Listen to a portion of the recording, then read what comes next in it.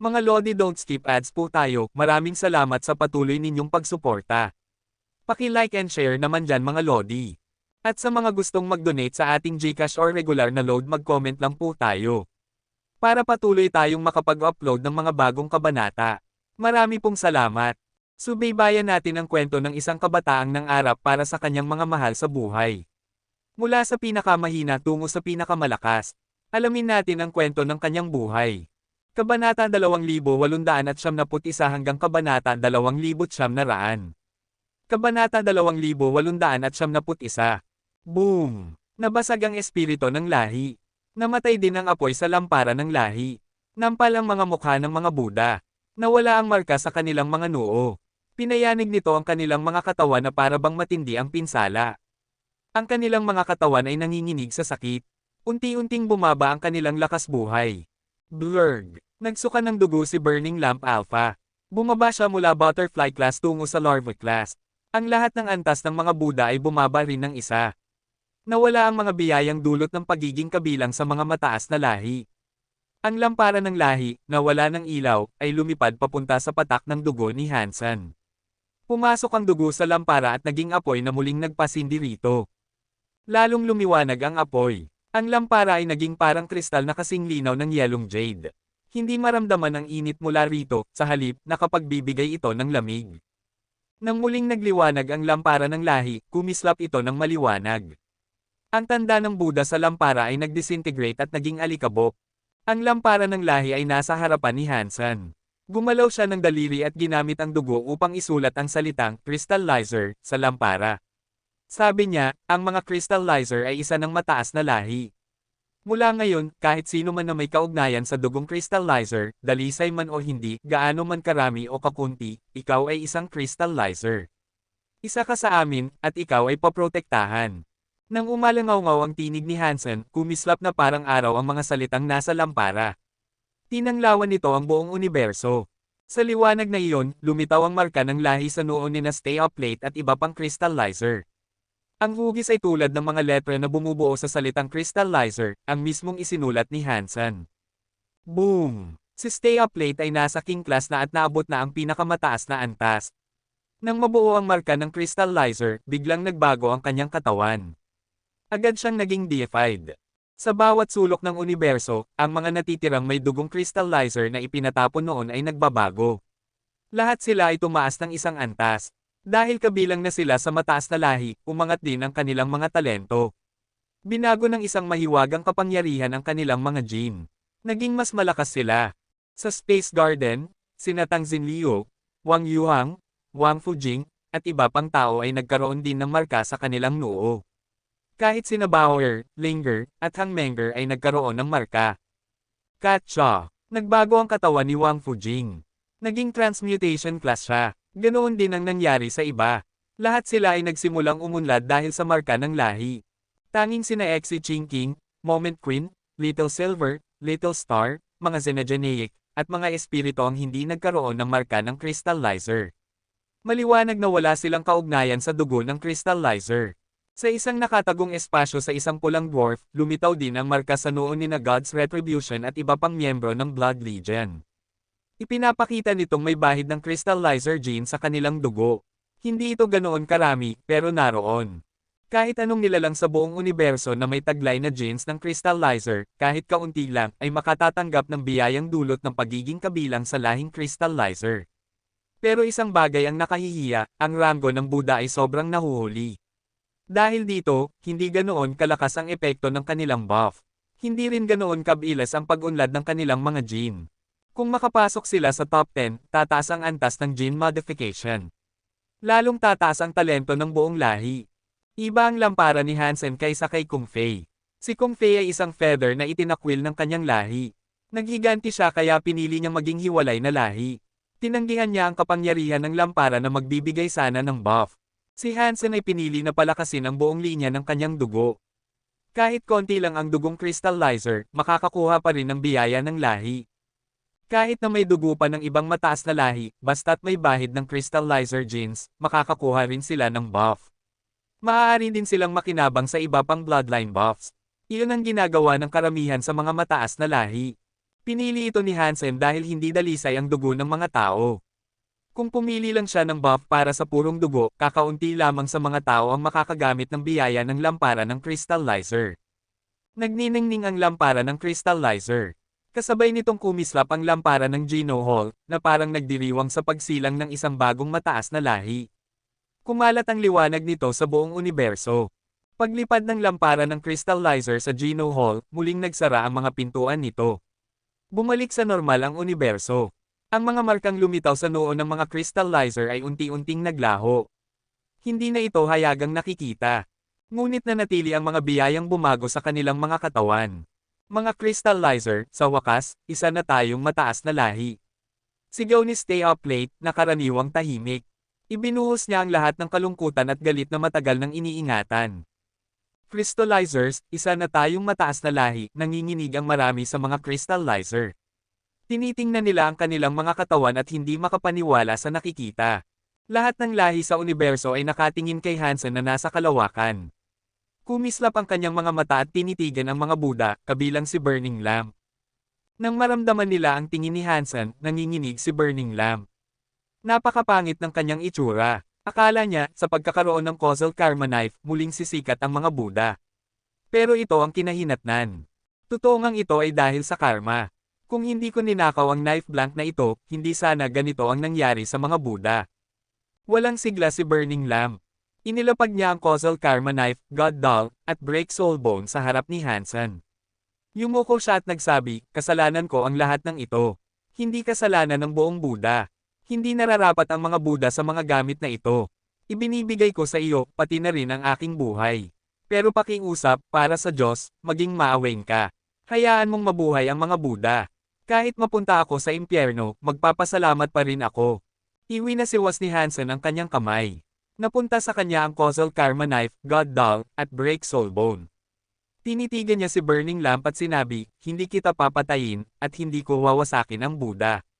Ninakaw mo ang knife blank ko at itinuring akong parang langgam. Ngayon, ibinabalik ko lang ang nararapat sa iyo. Pagkatapos noon, kumilos si Hansen.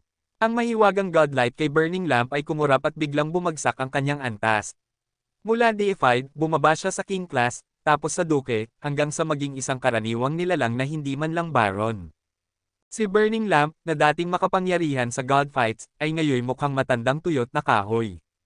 Wala nang kapangyarihan na nagmumula sa kanya. Halos wala na siyang lakas buhay. Nang makita ito, kinilabutan ng maraming elite lalo na sina Northern Light Alpha. Hindi na sila nag-atubili. Umalis sila agad sa lugar. Nang makitang umalis na ang mga totoong Diyos, napapikit si Hansen at umalis din. Mahinang nagsalita si Burning Lamp, mataba. Salamat at hindi mo winasak ang buong Buddha. Hindi siya pinansin ni Hansen. Umalis siya. Ang buhay ni Burning Lamp ay halos nauupos na. Kahit hindi siya patayin ni Hansen, hindi na siya magtatagal. Tamad lang si Hansen na kitilin pa ang kanyang buhay. Tungkol naman sa paglipol ng buong lahi, hindi niya kayang gawin iyon. Tulad ni Kung Fei, hindi nais ni Hansen na patayin ang lahat. Kahit galit si Kung Fei sa Feather, hindi niya winasak ang buong lahi. Sa halip, inalagaan pa niya ang mga ulila. Si Hansen ay hindi gagawa ng ganoon. Hindi niya aalagaan ang mga Buddha, pero hindi rin niya sila lilipulin. Natapos na ang labanan para sindihan ang lampara, ngunit ang naantig ni Hansen ay hindi pa tapos. Ang laban na ito ay nagdulot ng napakalaking epekto na nakaapekto sa buong anyo ng universo. Kabanata 2872. Ang mga Buddha ay naging mababang lahi. Si Burning Lamp ay isa na lang karaniwang nilalang. Hindi na magagawa ng mga Buddha ang dati nilang naaabot. Hindi pa nila tiyak kung maipapanatili pa nila ang kanilang kaharian. Matapos ang laban sa lampara, hindi lamang ang mga Buddha ang napinsala. Malaki rin ang naging pagkawala ng mga destroyed. Napatay si destroyed leader sa isa pang laban ng ibang lahi. Kahit wala silang kinalaman sa mga pangyayaring iyon, sila ay labis na naapektuhan. Ang mga destroyed ang ikalimang mataas na lahi. Marami silang tunay na Diyos, ngunit si destroyed leader ang pinuno at pinakamakapangyarihan.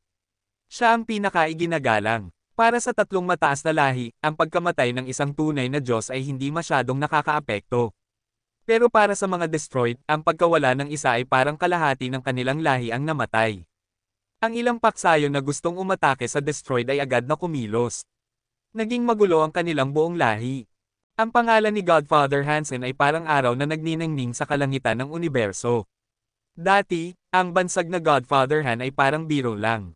Ngayon, tuwing binabanggit ito, hindi na katawa-tawa kundi isang pangalang kinatatakutan. Ang pagpapababa sa isang tunay na Diyos sa butterfly class at ang pagbago kay Burning Lamp na isang deified tungo sa pagiging karaniwang nilalang ay nakakabaliw isipin. Ang ibang nilalang ay dating nanginginig sa takot sa mga deified elite pero sa harap ni Hansen para silang mga bata.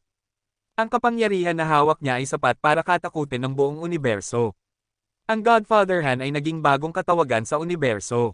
Anong klaseng kapangyarihan iyon? Nakakunot noong tanong ng isang very high elder.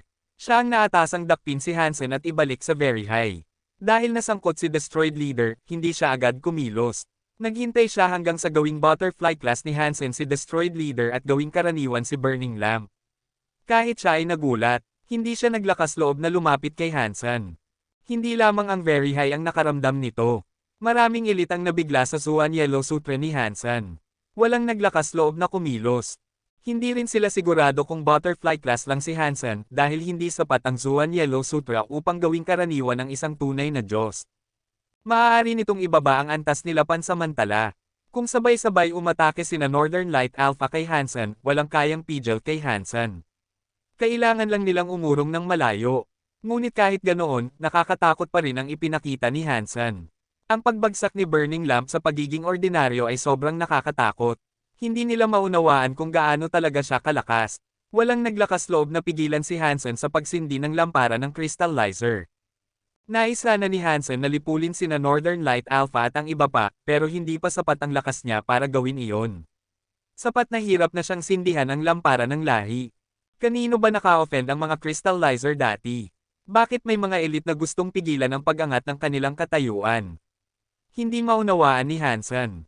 Sa mga sanctuaries, napansin ni Hansen na hindi naapektuhan ang mga tao roon ng lampara ng crystallizer. Nakahinga siya ng maluwag. Alam ni Hansen na magkaiba ang mga batas ng sanctuaries at ng universo. Hindi magkaugnay ang dalawang lugar pero nag-aalala pa rin siya. Dinala niya ang isang human elite sa universo. Agad itong nakabuo ng armament. Naging baron siya at lumitaw ang marka ng crystallizer sa kanyang noo. Pagkatapos maging baron, unti-unting naglaho ang marka.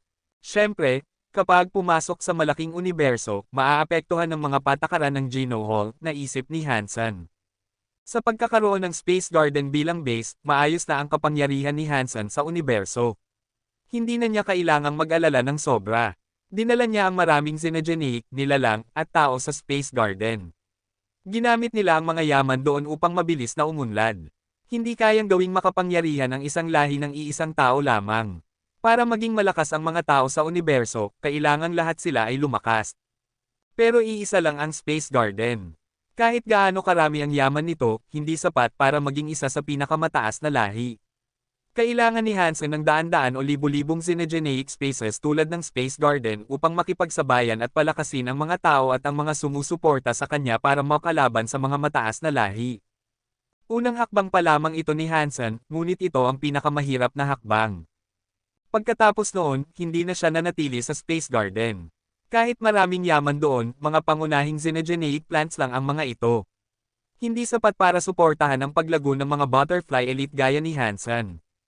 Hindi lang si Hansen, pati si Wang Fujing, na nasa larvae class, ay kailangang humanap ng mas maraming yaman upang patuloy na umangat. Nag-aalangan man si Hansen, nagpasya siyang gamitin ang katauhan ni Holy Baby upang makabalik sa Extreme King. Kailangan niyang gawin iyon para mas mabilis siyang maging tunay na Diyos. Ang tunay na Holy Baby ay naiwan sa Space Garden. Maayos naman ang kanyang asal. Madalas niyang samahan ang Six-Ear Macaque at si Bauer. Tinatawag pa niya si Bauer na, Ate Bauer, upang mapasaya ito. Hindi alam ni Hansen ang lahat ng nangyari habang wala siya, pero sigurado siyang napasunod ni Bauer si Holy Baby. Si Hanlinger ay may marka ng crystallizer sa kanyang noo, ngunit gaya ni Bauer, hindi rin siya umangat. Si Hansen mismo, na nagsindi ng lampara, ay ganoon din. Hindi rin siya tumaas ng antas. Kaunti lang ang benepisyo na nakuha niya sa kanyang genes. Muli niyang ginamit ang Force-Ship Cube bilang tulay. Matagumpay niyang ginamit ang katauhan ni Holy Baby upang makapasok sa Nine Defense Palace. Plano niyang bisitahin ang Time Ghost sa palasyo numero 0002. Ang Time Ghost ay isang deified class xenogeneic. Kung mapapatay niya ito, madaragdagan ang kanyang deified genes. Mas mapapadali nito ang pagiging tunay na Diyos niya. Habang iniisip niya kung paano maging true God, ginamit ni Hansen ang Sky God Crown upang silipin ang loob ng Geno Hall at tingnan kung may kakaiba.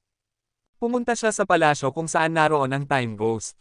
Nakaupo pa rin ito, nakatali ng mga bitag, ngunit hindi ito gumagalaw o tumitingin man lang kay Hansen.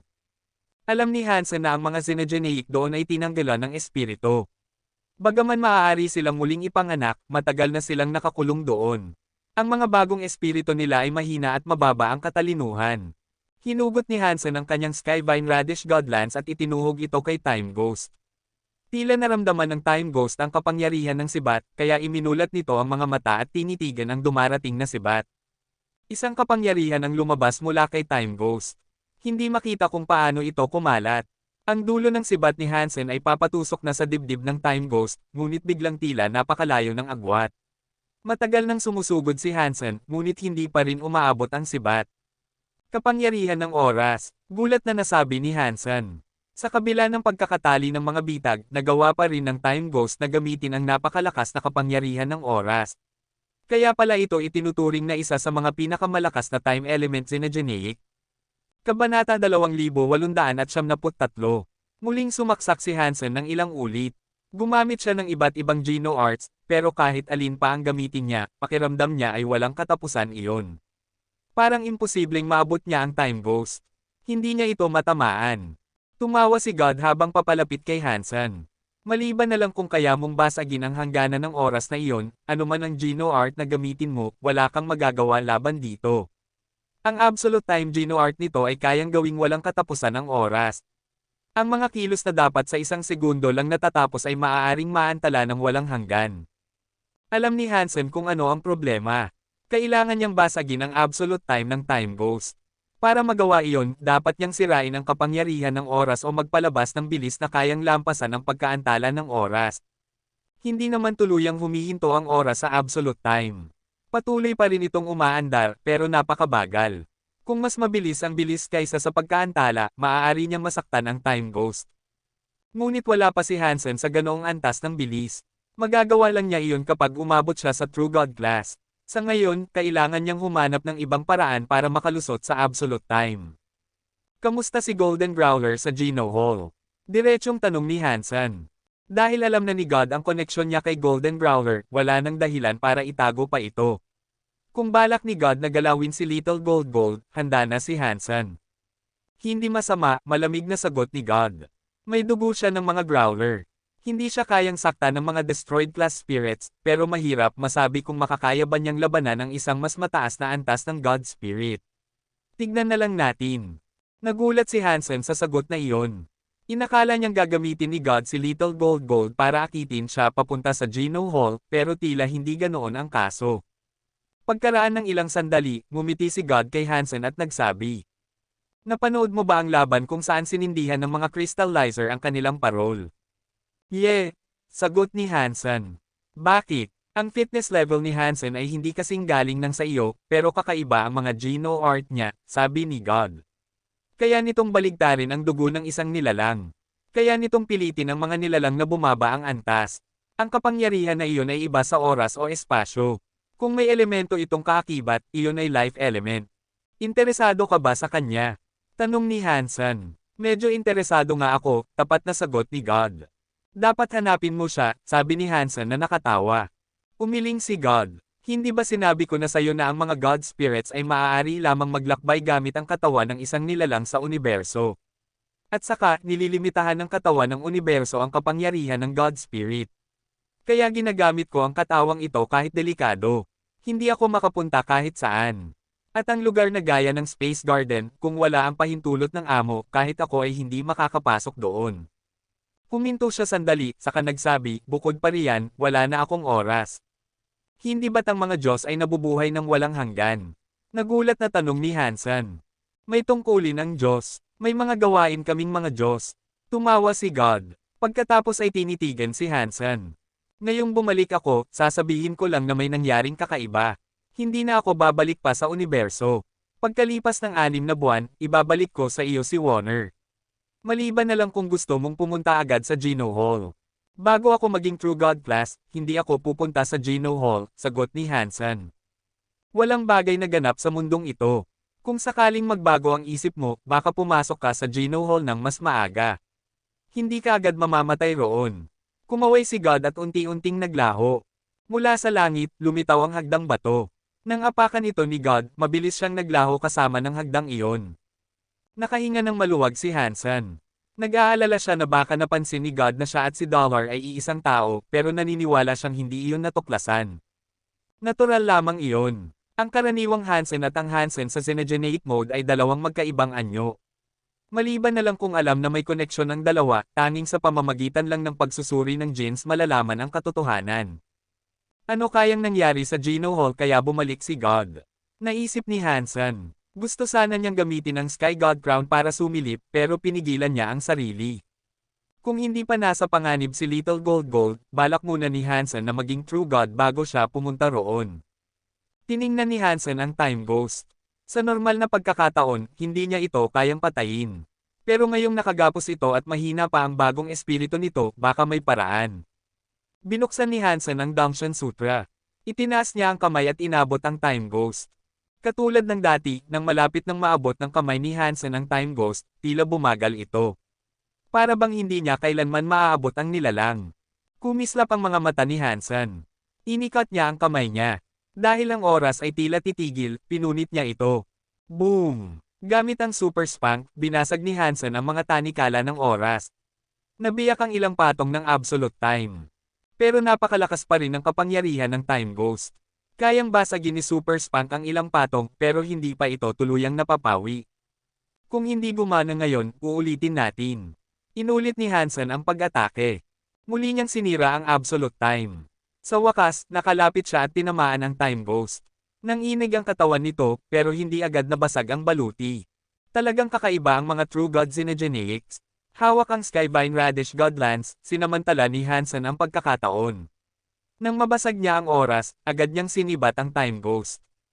Kung hindi lang ito nakagapos, at kung buo pa ang espiritu nito, alam ni Hansen na hindi niya ito makakaya. Pero sa wakas, matapos ang matinding pagsisikap, napatay niya ang Time Ghost. Xenogeneic Deified Hunted. Time Ghost, Deified Xenogeneic Gene Found. Nakuha ang Time Ghost Deified Beast Soul. Natuwa si Hansen. May mga pagkakataon na hindi siya nakakakuha ng Deified Beast Soul, pero kakaiba ang kapangyarihan ng Time Ghost. Baka sakaling may time element din ang kaluluwa nito. Agad niyang tiningnan sa kanyang Sea of Soul. Naroon ang Time Ghost Beast Soul. Deified Beast Soul Time Ghost, Area Type Perfect. Nai-excite si Hansen. Bihira ang Beast Area Soul, at mas lalong kahanga-hanga dahil, perfect, ito.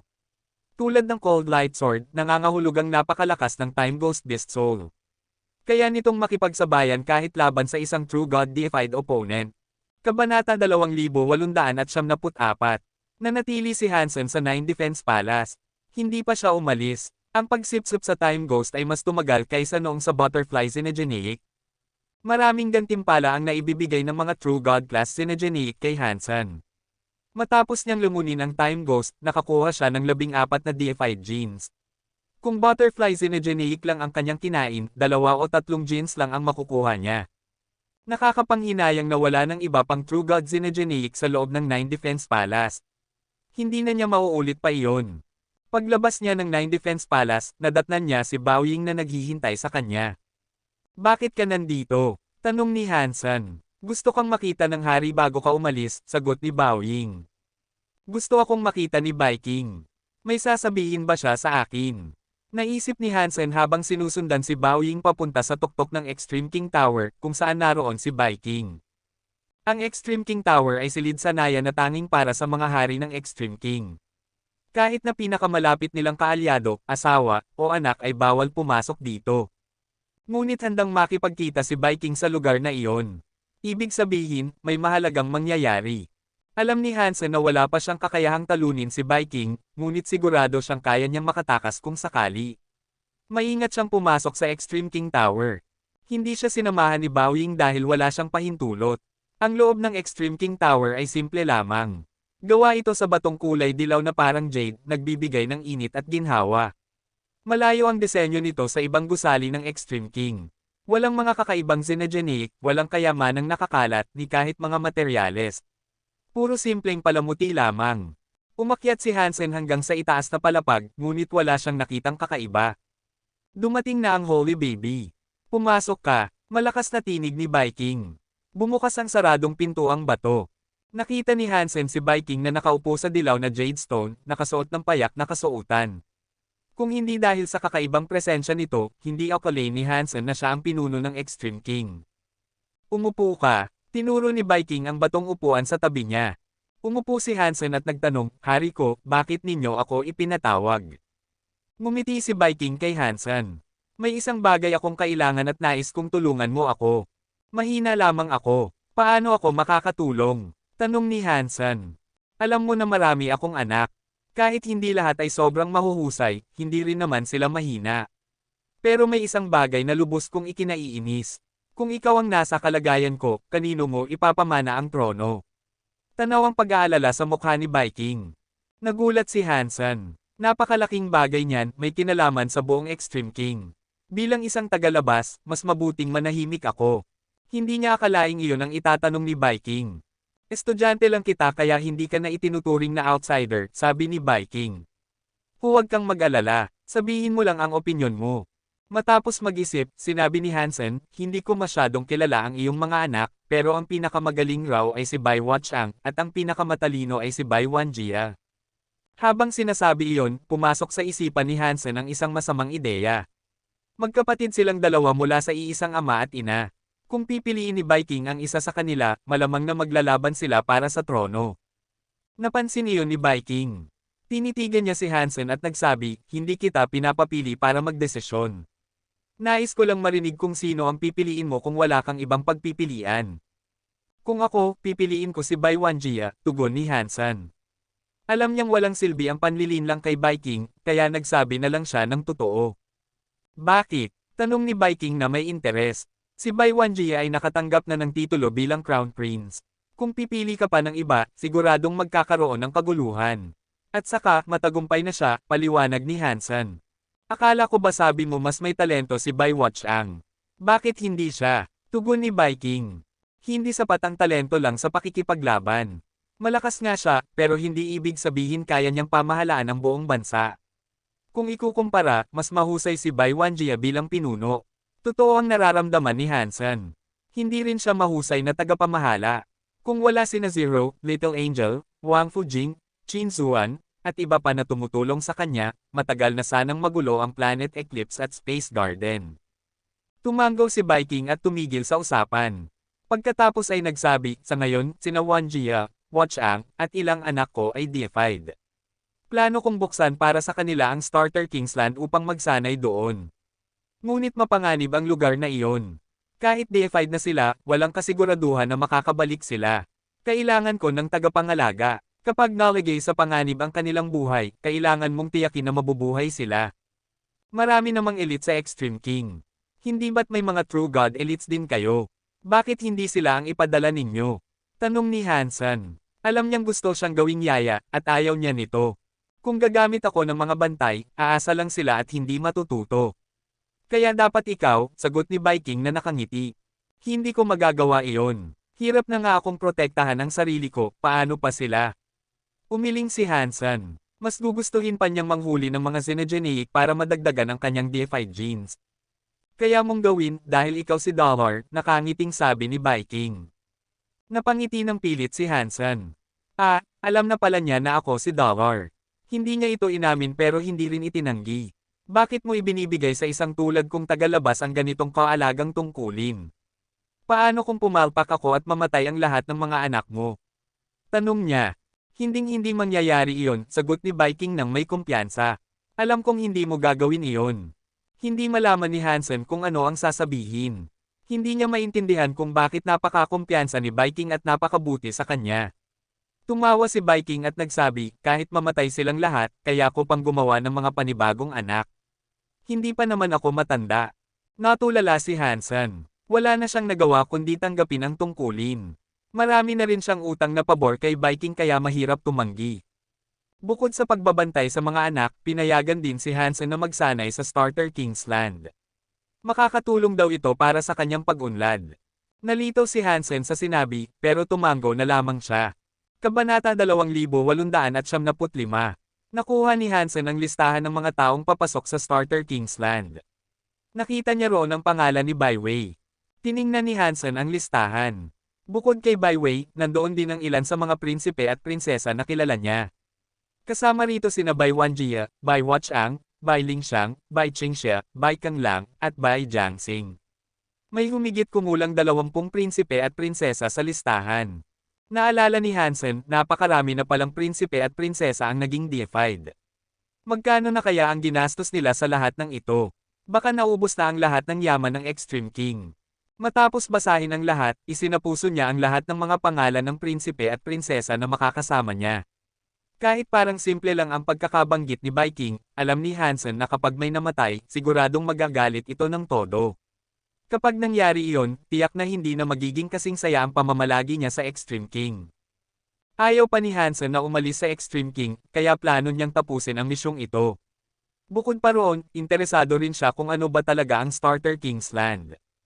Sinabi lang sa kanya ni Viking kung nasaan iyon, pero hindi ipinaliwanag kung anong klase ng lugar iyon.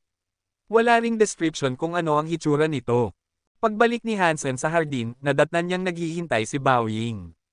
Sinabi ni Hansen sa kanya na pupunta siya sa Starter Kingsland, para hindi na ito bumalik sa hardin. Nang marinig ni Bao Ying na pupunta si Hansen sa Starter Kingsland, halatang hindi ito makapaniwala. May problema ba kung pupunta ako sa Starter Kingsland? Tanong ni Hansen habang nakatingin sa kanya. Umiling si Bao Ying. Mahal ka talaga ng hari. Noon, tanging mga prinsipe at prinsesa lang ang pinapapasok doon. Hindi ko inakala na bibigyan ka ng hari ng permiso. Alam mo ba kung anong klase ng lugar ang Starter Kingsland? Tanong ni Hansen. Umiling si Bao Ying. Mga prinsipe at prinsesa lang ang nakakapasok. At kapag bumabalik sila mula roon, hindi nila ikinukwento kung ano ang nangyari. Ang alam ko lang, ang Starter Kingsland ay iniwan ng Alpha King. Lugar iyon para subukan ang lakas ng loob at kakayahan ng mga prinsipe at prinsesa. Doon din pinipili ang nararapat maging tagapagmana ng trono. Karaniwan, kung sino ang pinakamahusay sa Starter Kingsland, siya ang may pinakamalaking tsansang maging hari. Pero dahil hindi ka kabilang sa dugo ng hari, kahit gaano ka pa kagaling, wala kang makukuhang gantimpala mula roon. Tila gusto siyang paalalahanan ni Bao Ying na huwag makipag-away o makasama ng loob ang mga prinsipe at prinsesa. Mas lalong naging interesante ito. Napakamot sa panga si Hansen. Bakit nga ba pinapunta ako ni Viking sa lugar na ito? May lihim ba itong binabalak? May nangyayari bang hindi ko alam? Ano man ang totoo, alam ni Hansen na kailangan pa rin niyang pumunta. Lalo na't mas nagiging malakas ang kuryosidad niya tungkol sa Starter Kingsland. Ang Alpha King ng Extreme King ay dating lingkod ni Sacred Leader. Kung iniwan niya ang lugar na ito, siguradong may kakaibang bagay dito. Dumating na ang itinakdang oras. Pagdating ni Hansen sa pasukan ng Starter Kingsland, nandoon na ang mga prinsipe at prinsesa. Nang makita nila si Hansen, halatang nagtataka sila. Mabuti, narito na kayong lahat, sabi ni Bai Bui. Bubukas na ang Starter Kingsland.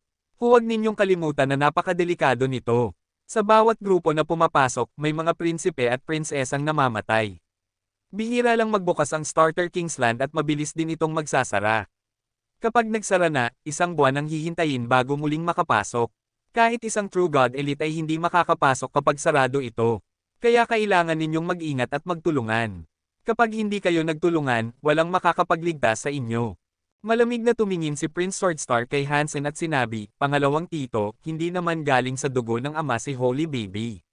Bakit siya pinayagang pumasok sa Starter Kingsland? Lahat ng prinsipe at prinsesa ay napatingin kay Hansen. Katulad ni Prince Swordstar, iniisip din nilang katawa-tawa ang pagpapapasok ng isang dayong estudyante sa Starter Kingsland. Ito ay utos ng hari, malamig na sagot ni Bai Bui. Kung may tanong kayo, sa hari kayo lumapit. Pagkarinig noon, hindi na nagsalita si Prince Swordstar. Bagkus, masama na lang siyang tumitig kay Hansen. Nagkibit-balikat lang si Hansen at hindi nagsalita. Ang tungkulin niya lang ay tiyaking hindi mamamatay ang mga anak ni Viking. Kung masasaktan sila, wala siyang pakialam. At kung gugustuhin nilang makipag-away sa kanya, ayos lang din. Basta't hindi niya sila papatayin. Siyempre, may tungkulin din si Hansen na i-record ang magiging performance nila sa Starter Kingsland. Kahit hindi niya balak manira, kung guguluhin siya ng mga prinsipe at prinsesa, hindi niya mamasamain na ilarawan sila bilang mahina at tanga sa kanyang ulat. Malaki ang magiging epekto nito sa magiging desisyon ni Viking. Karamihan sa mga prinsipe at prinsesa ay katulad ni Prince Swordstar, ngunit mas tuso. Hindi lang nila ipinapakita ang galit nila sa presensya ni Hansen. Oras na, lahat kayo, pumasok na sa Starter Kingsland, sabi ni Bai Bui. Tumayo siya sa harap ng palasyo at binuksan ang pintuan. Tumingin ang mga prinsipe at prinsesa sa loob ng palasyo. Matagal na nilang naririnig ang tungkol sa Starter Kingsland, pero ngayon lang nila ito masisilayan. Sa loob, maraming pamilyar na kagamitan ang nakita ni Hansen. Imposible, hindi ba't ito'y mga makinang crystallizer? Nanlaki ang mata ni Hansen nang makita ang napakaraming makinang gawa sa kristal. Nagniningning ang mga iyon, parang kumikislap ng mga bituin. Kamukha ito ng crystallizer control room na minsang napuntahan niya. Pinapasok ni Bai Bui ang mga prinsipe at prinsesa sa palasyo. Itinuro niya ang isang malaking lalagyang kristal na parang makina. Pumasok kayo riyan. Pumasok ang 20 prinsipe at prinsesa. Mahaba ito ng mga 60 talampakan, kaya't kasya silang lahat ng hindi nagsisiksikan. Samantala, tinitigan ni Hansen ang mga makinang mukhang crystallizer technology. Ang mga bagay na ito ba ay pagmamayari noon pa ng Alpha King ng Extreme King? Posible bang kay Sacred ito? Habang nag-iisip si Hansen, kumarap si Bai Bui sa isang kristal na pader na parang control panel. Mabilis na gumalaw ang kanyang mga daliri, at bawat paghipo ay nagdudulot ng kumikislap na liwanag. Nagsimulang umikot ang kristal na lalagyan.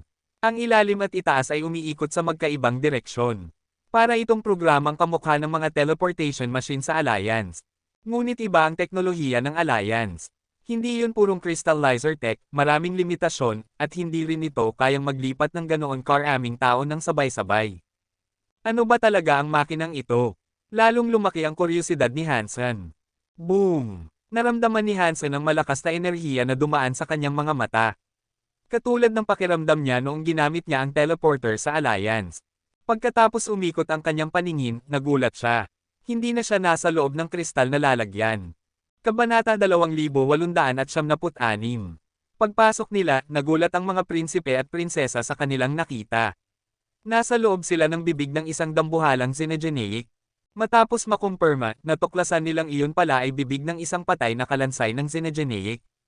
Nasa loob sila ng bunganga ng bungo nito. Ang higanting kalansay ng Xenogeneic ay kahawig ng mga buto ng dinosaur. May mga pakpak ito sa likod, ngunit mga buto na lang ang natira mula sa dating anyo nito. Sa lupa sa ilalim ng mga buto ng Xenogeneic, tila lahat ay naging bato. Magaspang ang ibabaw at maraming ukit ang makikita sa mga buto. May mga simbolo at linya, at may mga kakaibang kristal na nakaukit doon. Ito ang tunay na Space Demon Dragon, sabi ni Bai Kang lang habang nakatitig sa mga buto. Ito dapat ang kalansay ng isang True God class na Space Demon Dragon, sabi ni Bai Wanjia. Ayon sa alamat, ang Space Demon Dragon ay may kapangyarihan ng teleportation. Ginamit ni Mr. Alpha ang mga buto ng Space Demon Dragon para mabuo ang isang space teleporter. Napakamahal noon. Lahat ng prinsipe at prinsesa ay humanga sa paraan ng Extreme King Alpha, ngunit si Hansen ay hindi naniniwalang iyon ay likha ng Extreme King Alpha. Habang naglalakad sila palabas ng kalansay ng Space Demon Dragon, nakita nila ang isang isla. Napapalibutan ito ng bughaw na dagat, ngunit sobrang itim ng tubig, parang tinta. Wala ring alon. Sa kaliwang bahagi ng dagat, nakita ni Hansen ang isang tulay na gawa sa kahoy. Tuwid ang tulay at tila daan papunta sa kabilang isla. Kahit maraming ulap sa ibabaw ng dagat, nakikita pa rin nila ang dulo ng tulay. Isa pang isla iyon. Dahil sa kapal ng ulap, malabo ang paningin. Tanging anino lang ng nasa isla ang kanilang matano. Karamihan sa mga prinsipe at prinsesa ay gumamit ng kanilang Geno Arts para masilip ang isla, ngunit nadiskubre nilang kahit anong gamit ng paningin o pandama ay nababawasan ang bisa dahil sa kulay abong ulap. Kapag pinilit pa, tuluyan nang mawawala ang bisa nito. Itinadhana yata ang islang iyon bilang ating pupuntahan. Puntahan na natin iyon, wika ni Prince Swordstar at agad siyang lumipad patungo roon. Nakalipad pa lang siya ng 6 hanggang 9 na talampakan nang biglang may sigaw. Parang may malakas na puwersang humila sa kanya pababa.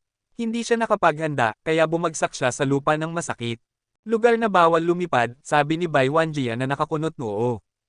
Maliwanag na kahit mababa lang ang taas, agad na bumagsak si Prince Swordstar, patunay na bawal lumipad sa lugar na iyon.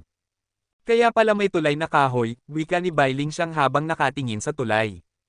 Matapos makita ang nangyari kay Prince Swordstar, wala nang naglakas loob na sumubok. Nagpasya silang dumaan sa tulay. Tumawid ang mga prinsipe at prinsesa papunta sa isla. Ano bang klase ng dagat ito? Itim na parang tinta ang tubig. Hindi ko makita kung ano ang nasa ilalim. Walang hangin, walang alon, wala man lang kahit kaunting galaw, reklamo ni Prince Swordstar habang naglalakad. Ang nakakainis na pakiramdam na iyon ay galing sa kaba. Nang tumingin si Hansen sa itim na dagat, ganoon din ang kanyang naramdaman. Hindi niya masisisi si Prince Swordstar. Ganoon din ang naramdaman ng iba pang mga prinsipe at prinsesa, ngunit hindi nila ipinapakita tulad ni Prince Swordstar. Hinding-hindi ilalagay ng Extreme King sa panganib ang kanilang mga prinsipe at prinsesa, hindi ba? Bulong ni Hansen habang nakatingin sa kanila, lalo na kay Bai Wei. Mas matured si Bai Wei kaysa dati. Maganda at bata pa rin ang kanyang itsura, ngunit may kakaibang aura na hindi tugma sa kanyang edad. Parang lubos nang nagbago si Bai Wei, buntong hininga ni Hansen. Iniiwas niya ang kanyang tingin upang hindi mahalata. Ang tulay ay umaabot ng 30 hanggang 40 milya ang haba. Kinakabahan sila sa buong biyahe, ngunit wala namang nangyaring kakaiba o mapanganib. Mula sa malayo, nakita nila ang isla na kahawig ng isang bulkan. Mababang paligid at mataas ang gitna, tulad ng isang bulkan. Nandoon, sa ibabaw, ang isang pulang palasyo na yari sa metal. Tumingin si Hansen sa palasyo. Nakaukit ang pangalan nito sa pangkalahatang wika ng universo, Red Temple. Dalawang salita lang. Nagulat si Hansen. Hindi pangkaraniwan ang salitang temple sa universo. Ang mga templo na alam niya ay pook ng mga god spirit. Itong metal na palasyo ay tinawag na Red Temple. Nakapagtataka ito para kay Hansen. Hindi ito maaaring templo ng Diyos na may god spirit sa loob. Kung hindi, hindi gagamitin ang salitang templo, bulong ni Hansen sa sarili. Lalo siyang nakuryoso kung ano ang nasa loob ng Red Temple. Nang makatawid na ang lahat mula sa tulay, biglang pinahinto sila ni Bai Wanjia. Sandali lang. Lumingon silang lahat kay Bai Wanjia. Hindi nila alam ang ibig niyang sabihin. Ano ang nakita ng Crown Prince? Tanong ni Prince Qingxia. Itinuro ni Bai Wanjia ang isang karatula sa gilid ng tulay. Nakasulat doon, libo-libong hukbo sa tulay na kahoy. Sa Red Temple, mga bangkay lamang ang nananatili. Kanina, abala ang lahat sa Red Temple kaya hindi nila napansin ang karatula. Ngayon lang nila ito nakita dahil itinuro ni Bai Wanjia. Hindi ito maintindihan ni Bai Lingxiang kaya tinanong niya si Bai Wanjia, Crown Prince, alam mo ba ang ibig sabihin nito? Umiling si Bai Wanjia, hindi ko alam. Madaling intindihin ang libo-libong hukbo. Ibig sabihin, sa napakaraming tatawid, iisa lang ang makakaabot. Katulad ng kasabihang libo-libong tuyong buto.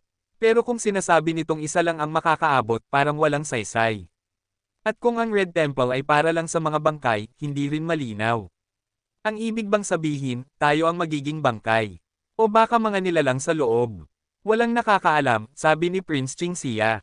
Dito na tayo, wala nang balik pa, sabi ni Bai Kang Lang. Puntahan na natin ang Red Temple. Nauna siyang naglakad. Nakita ni Hansen na ngumiti si Bai Kang Lang. Nahulaan niya ang iniisip nito.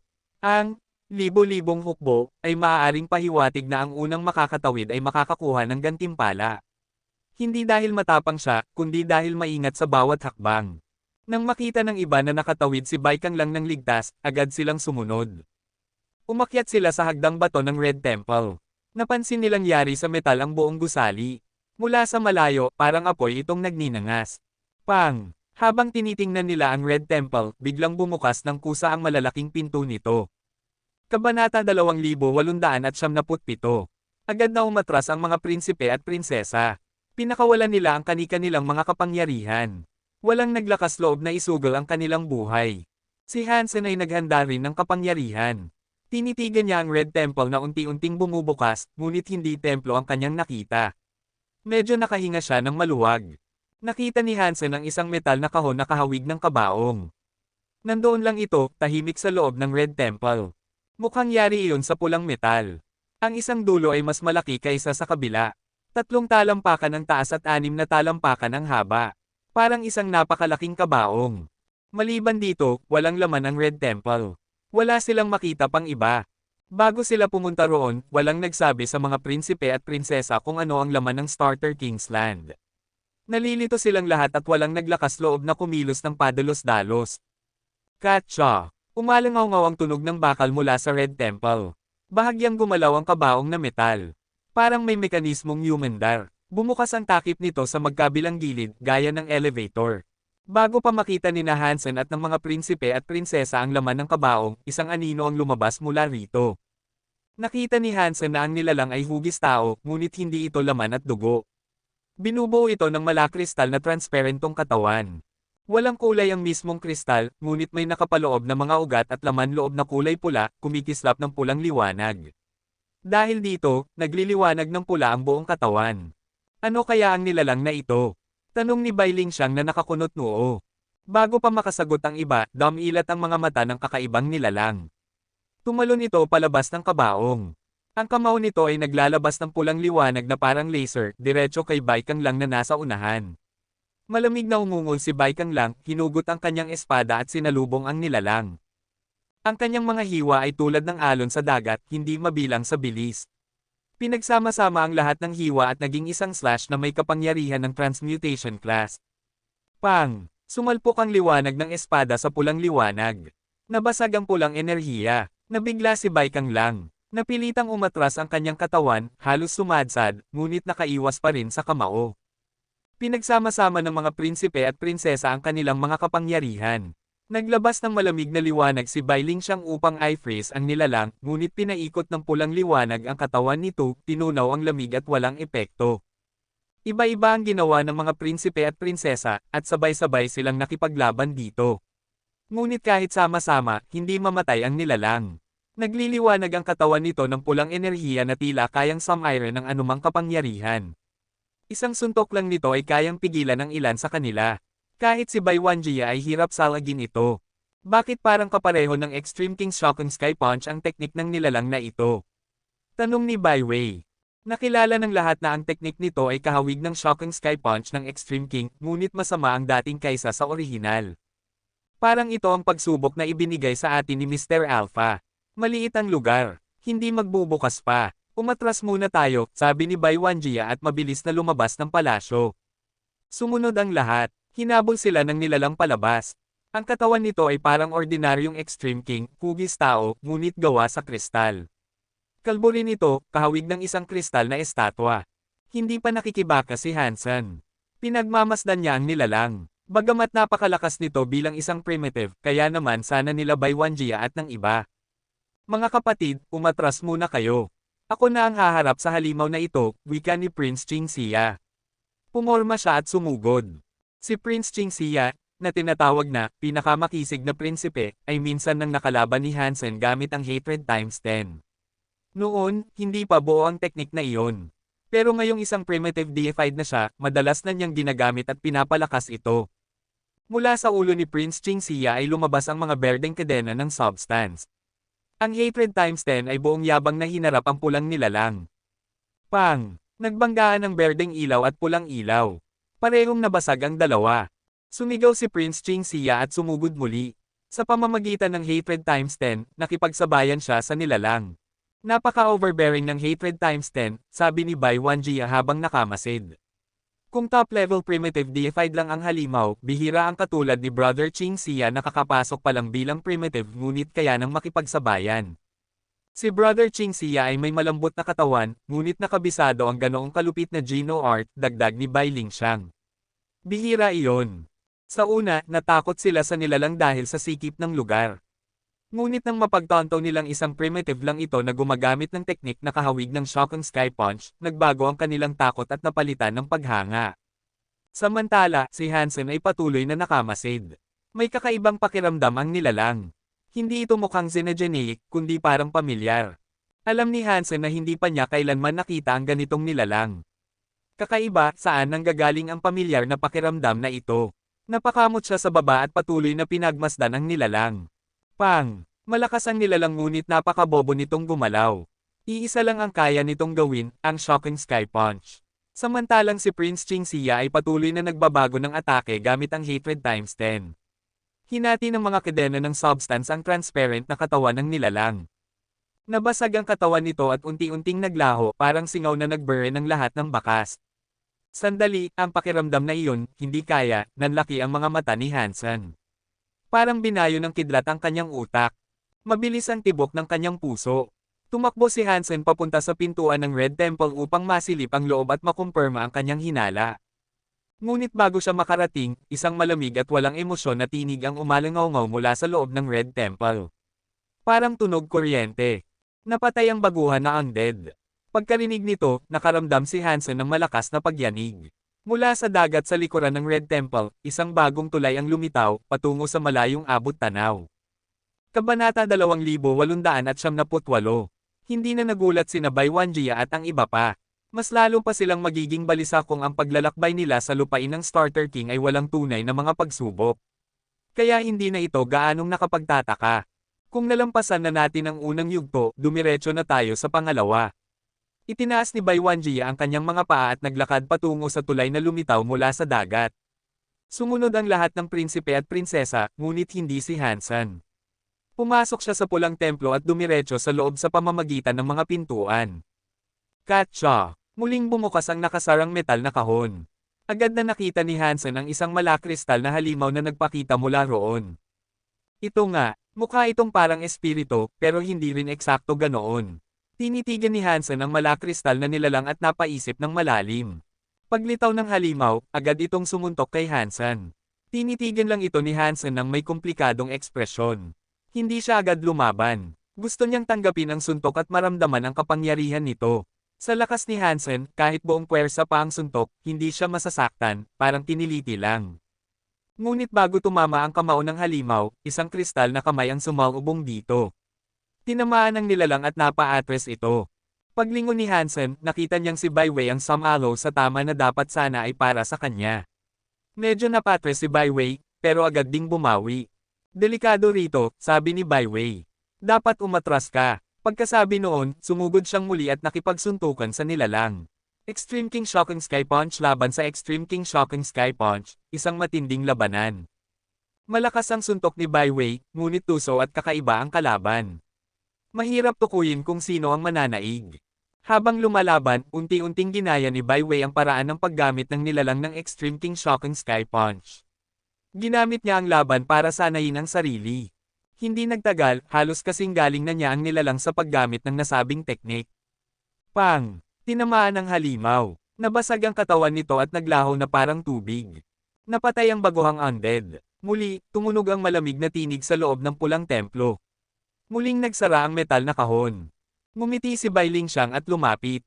Tumingin siya kay Bai Wei at nagsabi, Bai Wei, napakalaki ng in-improve ng mga suntok mo.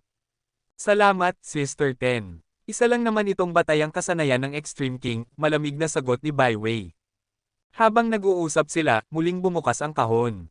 Lumabas ulit ang parehong undead. Pang! Ngunit bago pa makalapit, kumilos si Bai Lingxiang. Isang malamig na liwanag ang lumabas mula sa kanyang kamay at nagyelo ang undead hanggang sa maging alabok ng yelo.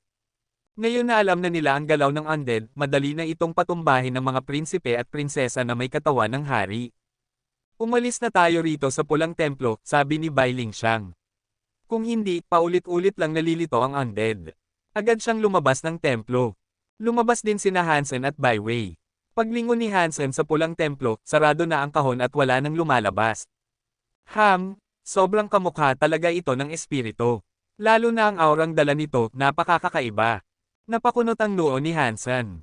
Yung mga Zinegenic sa Nine Defense Palace, nawalan sila ng espiritu. May koneksyon kaya ito sa mga undead dito. Para bang may nadiskubre siya, ngunit malabo pa rin ang lahat. Kailangan pa niyang mag-isip ng mas malalim para mabuo ang buong larawan.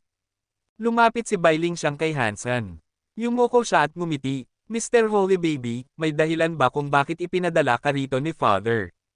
Ano ba ang dapat kong gawin para sa kanya? Tanong ni Hansen. Siguro para i-record ang performance ng mga prinsipe at prinsesa. Bulong ni Bai Lingxiang sa tainga niya, halos sila lang ang nakakarinig. Pagkatapos noon, ngumiti siya at nagsabi, Tara na. Nasa kabilang isla na sila. Baka mamiss natin ang mga magagandang eksena. Sabay lakad ni Bai Lingxiang patungo sa tulay sa likod ng pulang templo. Nag-isip si Hansen, itong mga prinsipe at prinsesa, lahat sila may tinatagong pakay. Medyo tama si Bai Lingxiang, pero hindi niya alam na bukod sa pagmamasid, kailangan ko ring protektahan sila. Talagang maingat si Bai King. Kung ibang elite ang pinadala niya, siguradong mas magiging suspisyoso ang mga prinsipe at prinsesa. Kasabay si Bai Wei, tumawid si Hansen sa tulay. Karamihan sa mga prinsipe ay nakatawid na. Kaunti lang ang naiwan upang panoorin ang laban ni Bai Wei kaya medyo nahuli sila. Sina Hansen, Bai Lingxiang, at Bai Wei ang huling tumawid. Paglapit nila sa pangalawang isla, napansin nilang kahawig ito ng una. Sa tuktok ay may metal na templo, ngunit ngayon kulay dilaw ito. Parang gawa sa ginto. Sa itaas ng pinto nakasulat ang pangalan, Yellow Temple. Bumukas ang pintuan ng dilaw na templo. Mula sa malayo, nakita nila ang isang transparent na undead na may gintong mga ugat sa katawan, nakikipaglaban kay Bai Kang Lang. Mas malakas ito kaysa sa naunang undead. Gamit din nito ang Extreme King Shocking Sky Punch, at nahihirapan si Bai Kang Lang. Kahit gamit na niya ang kanyang katawan ng hari, pinipiga siya ng undead. Dumating si Hansen sa isla at pinagmasdan ito. Napansin niyang iba ang dilaw na undead kumpara sa pula. Mas malakas ito ng kaunti, mas malinaw ang anyo, may mahabang buhok, at hindi kasing transparent ng pula. Kita ang gintong ugat ngunit hindi ang mga laman loob. Mukha itong mas buhay kumpara sa pulang parang makina. Mas mabilis at mas matalino rin itong lumaban. Kaya't halos matalo na si Bai Kang Lang. Mas malakas ang pamilyar na pakiramdam na ito, napakunot ang noo ni Hansen.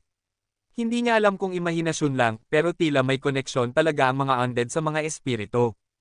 Katsa! Nabasag ang kutsilyo ni Bai Kang Lang. Napatras siya, mukhang hirap na hirap. Hayaan niyo ako. Kumislap ang mga mata ni Bai Wanjia at sumugod siya patungo sa dilaw na undead. Kabanata 2879.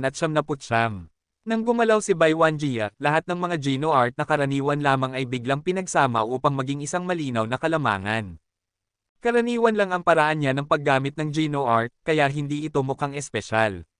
Parang mga kasanayang kaya ring gawin ng ibang prinsipe at prinsesa. Pero sa paggamit ni Bai Wanjia, ang lahat ng Geno art ay nagdugtong-dugtong na parang guwantes. Naisara niya ang mga atake ng undead at nagsimulang makuha ang kinakailangang bentahe. Naisip ni Hansen, hindi kasing galing ng talento ni Bai Wuxiang si Bai Wanjia, pero mas mahusay ang kanyang isipan at kakayahan. Napakaraming kombinasyon ng Geno art ang kanyang ginagamit ng perpekto.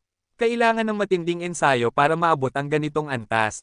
Matapos ang halos isang oras na laban, napatay din ni Bai Wanjia ang dilaw na undead. Iba ito sa pulang undead. Nang mamatay ito, natunaw at nawala ang katawan. Biglang may malamig na tinig na narinig mula sa dilaw na templo, napatay ang medium class undead. Boom! Muli, lumitaw ang isang tulay mula sa dagat. Patungo ito sa ikatlong isla. Sa pagkakataong ito, hindi agad tumawid ang mga prinsipe at prinsesa. Marami sa kanila ang nanatili. Gusto nilang pumasok sa templo at lumaban sa dilaw na undead para masubok ang kanilang sarili. Sa nakaraang isla, buo ang kanilang kumpiyansa laban sa pulang undead. Hindi nila ito itinuring na ganoong kahirap kaya agad silang nagpatuloy. Pero nang makita nila ang dilaw na undead, nawala ang ganoong tiwala. Hindi ito kalaban na madaling talunin. Alam nilang mas lalakas at titindi pa ang mga pagsubok at mga undead sa susunod na mga yugto. Kung hindi nila kaya ang dilaw na undead, mas mapapahamak lang sila kung magpapatuloy sila. Kaya't pinili nilang magtagal at magsanay muna sa dilaw na undead. Kapag kaya na nilang talunin ito, saka sila tutuloy. Pagkatapos ng lahat, ang lupain ng Starter King ay lugar ng pagsasanay. Hindi sila mga daga sa isang maze na naghahanap ng labasan. Walang pagmamadali, kaya ang pag-eensayo ay nararapat lamang. Pumasok ang maraming prinsipe at prinsesa sa dilaw na templo. Muling lumabas ang mga dilaw na undead mula sa metal na kahon, at nilabanan nila ito upang palakasin ang kanilang kapangyarihan sa labanan. Tanging sina Bai Wanjia, Bai Wuxiang, Bai Qingxian, Bai Lingxiang, at Bai Wei ang tumawid patungo sa susunod na isla. Masaya silang naglakad papunta roon. Sumunod si Hansen. Dahil marami ng prinsipe at prinsesa ang naiwan sa dilaw na templo, ligtas na sila roon. Ngunit sina Bai Wanjia at ang iba ay maaaring humarap sa mas malaking panganib, kaya gusto ni Hansen makita kung ano ang susunod na undead. Pagkakita sa kanya, sabi ni Prinsesa Qingxian, "Holy baby, dapat dito ka na lang. Kung mapanganib, wala ring makakaprotekta sa'yo rito." "Kayang-kaya kong protektahan ang sarili ko," sagot ni Hansen na nakangiti. Hindi na nagsalita pa si Bai Qingxian. Nasa unahan na si Bai Wanjia at halos makarating na sa ikatlong isla. Sina Bai Lingxiang at Bai Wuchang ay mabilis na sumunod. Gaya ng inaasahan, may templo rin sa isla. Ngunit sa pagkakataong ito, kulay asul ito. Nang lahat ay dumating sa harap ng asul na templo, kusa itong bumukas. Sa loob ay may asul na metal na kahon. Nagkatinginan ang mga prinsipe at prinsesa. Sa huli, si Bai Wuchang ang unang pumasok sa asul na templo. Ka-cha-cha! Bumukas ang asul na metal na kahon. Lumabas ang isang undead. Ang undead na ito ay kamukha ng isang extreme king o tao. Hindi gaanong transparent ang katawan nito. Para itong yari sa porselana, may balot ng kristal, ngunit hindi kita ang loob ng katawan. Bukod pa rito, may kulay ito, maitim na buhok at maitim na mga mata. Halos mukha itong buhay na tao. Bagaman primitive class pa rin, nang umatake ito, naramdaman ng lahat na iba ito kaysa sa dalawang undead na una nilang hinarap. Malakas ang una at ikalawang undead, ngunit malakas lang talaga. Ang asul na undead na ito ay may kakaibang presensya na hindi maipaliwanag sa salita. Kung ang naunang mga undead ay parang mga robot, ito naman ay parang tunay na buhay na nilalang. Ginamit din nito ang Extreme King Shocking Sky Punch, ngunit hindi lang ito puro lakas. May espesyal itong antas.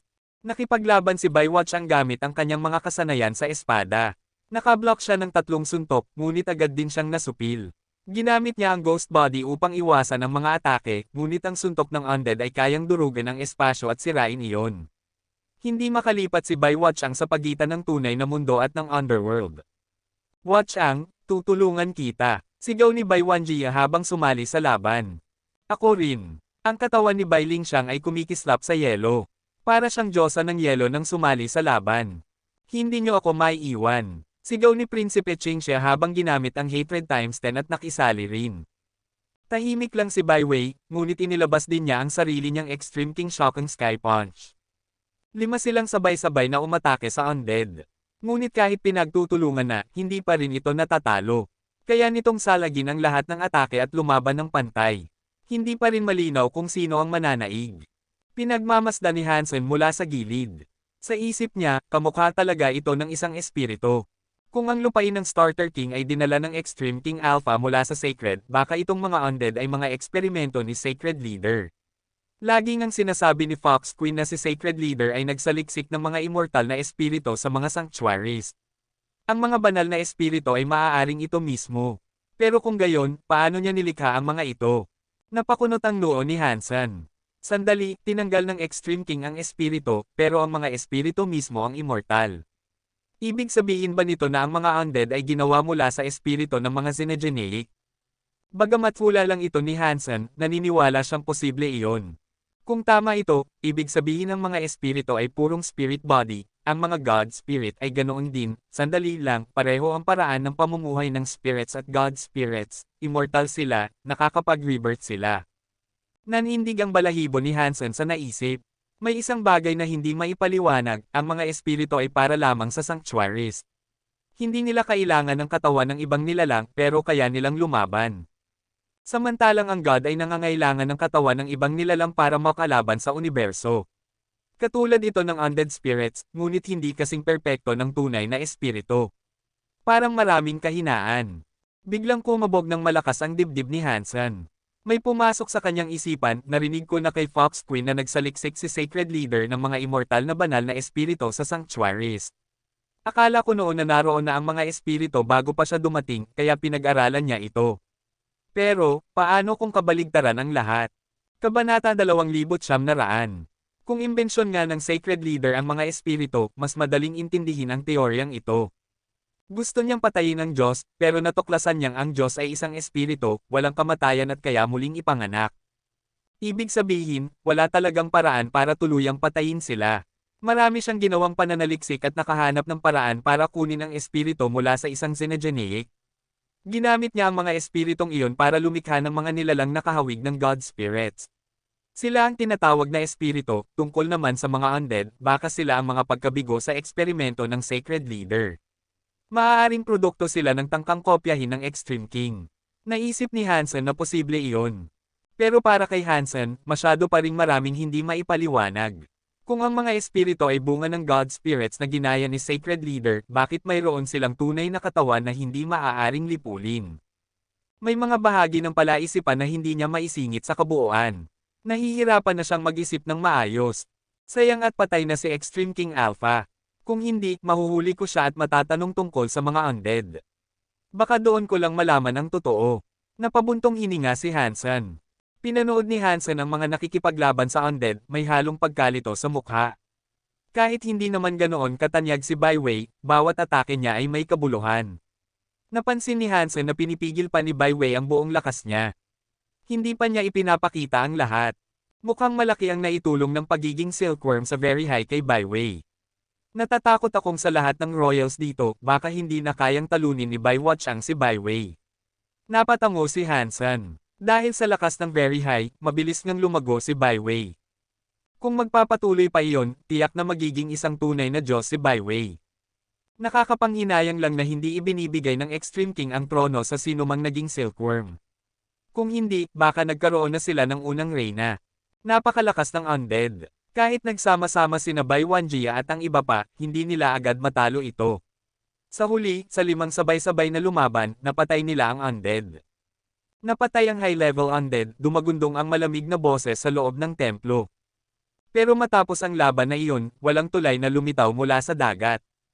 Natapos na ba natin ang Starter King's Land? Nilinggan ni Hansen ang dagat na balot ng hamog, ngunit wala siyang ibang nakitang isla.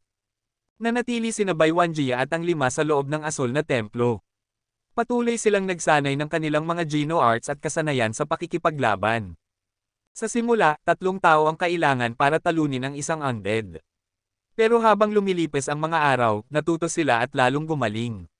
Pagkaraan ng 2 araw, nagawa na ni Bai Wuchang na talunin ang undead ng mag-isa. Boom! Boom! Boom! Isang bagong tulay ang biglang lumitaw mula sa dagat. Agad na naunawaan ni Hansen ang kahulugan nito. Mukhang kailangan talunin ng solo ang undead para lumitaw ang tulay papunta sa susunod na isla. Hindi nagaksaya ng oras si Bai Wuchang at tumawid. Nagtinginan sina Bai Lingxiang at Bai Wanjia, pagkatapos ay sumunod. Papalakad na si Bai Wei nang biglang magsalita si Prinsipe Qingxia, hindi sapat ang lakas ko para solohin ang undead sa asol na templo. Hindi na ako magpapatuloy. Mag-ingat kayo. Salamat, kapatid. Yumuko si Bai Wei bago tumawid sa tulay. Kasunod niyang tumawid si Hansen. Lumingon si Bai Wei at sinabi, tiyak na mas mapanganib ang susunod na templo. Mas mabuti kung hindi ka na sumama. Huwag kang mag-alala, kaya kong ipagtanggol ang sarili ko. Ngumiti si Hansen. Parang may nais pang sabihin si Bai Wei, pero biglang sumabat si Bai Wanjia na nasa unahan, ate, hindi mo na kailangang pigilan siya. Kung hindi siya sasama, baka hindi na siya makapag-ulat kay ama. Nagulat si Bai Wei, ngunit tumahimik na lang at nagpatuloy. Nagkibit balikat si Hansen at sumunod pa rin. Alam ni Bai Wanjia na ipinadala siya ni Bai King roon. Kung hindi, isa lang sana siyang dayuhang estudyanteng Zinegeneik. Walang ibang paliwanag kung bakit siya pinayagang sumama sa Starter King's Land. Nagpatuloy silang naglakad. Hindi nagtagal, nakarating sila sa isang isla. Nakakagulat dahil wala itong templo, isang bakanteng bulkan lang ang naroon. Ang weird. Bakit walang templo? Ibig sabihin ba, ang pagsasanay sa Starter King's Land ay hanggang high-level enemies lang? Kunot noong tanong ni Bai Wuchang. Kung ganoon lang, imposibleng ang daming prinsipe at prinsesa ang namatay rito sa paglipas ng mga taon, sagot ni Bai Wanjia habang umaakyat sa hagdan. Sumunod ang lahat. Nang marating nila ang tuktok, natuklasan nilang isa itong bilog na bundok na parang bulkan. Sa itaas ay isang napakalaking butas na parang silindro. Ano ito? Nabigla si Bai Wuchang nang sumilip sa butas. Sumilip din sina Hansen at ang iba. Sa loob ay may iba't ibang uri ng mga kristal na kagamitan. Parang isa itong higanting laboratorio. Sa gitna ng bundok ay may pasukan, at nakasabit doon ang isang kristal na hugis itlog. Para itong higanting itlog ng nilalang, halos 3 metro ang lapad. At sa loob ng kristal na itlog, may nakakulupot na isang babae. Warner, napabigla si Hansen nang makita ang babae sa loob ng kristal. May buhok siyang kulay ginto at nakasuot ng puting pijama, parang natutulog. Para siyang isang gintong Warner. Nag-ulo ang isip ni Hansen, parang nag-aalimpu yung dagat sa kanyang puso. Hindi niya maunawaan kung ano ang nangyayari. Bakit naroon si Warner sa Starter King's Land ng Extreme King? Anong nangyayari dito? Hindi sinasadyang lumingon si Hansen sa Warner na nasa Destiny's Tower, tapos ay muling tumingin sa babaeng nasa kristal. Magkakambal silang dalawa, walang pagkakaiba. Para silang kinopya at idinikit. Ano itong itim na itlog na nasa ilalim? Tanong ni Baywatch ang habang nakatitig sa kristal na itlog. Baka isa na namang high-level undead ito. Nanlaki ang mata ni Hansen nang marinig iyon. Tiningnan niya si Baywatch ang at inisip, colorblind ba ang taong ito? Paano niya hindi makita ang kaibahan ng itim at puti? Hindi ko alam, sagot ni Bai Lingxiang. Baka pwede nating subukang basagin ang itim na itlog para makita kung may undead sa loob. Naguluhan si Hansen. Anong nangyayari? Bakit lahat sila nakikita ay isang malaking itim na itlog at hindi isang higanting kristal?